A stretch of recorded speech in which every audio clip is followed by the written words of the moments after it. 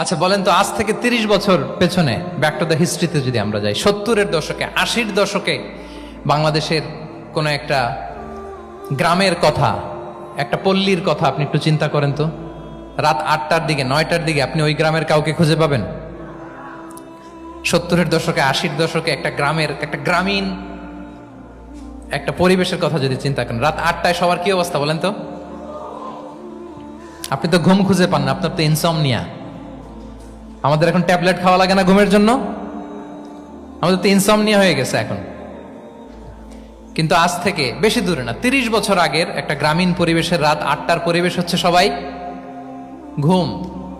আমরা তারও 2 বা 3 ঘন্টা পরে ডিনার করব, কিন্তু ওনাদের মাগরিবের আগে বা পরে ডিনার করে ফেলছে। এশার নামাজ পড়েই কি 1-2 জন না, পুরো গ্রাম জামাতে ঘুম।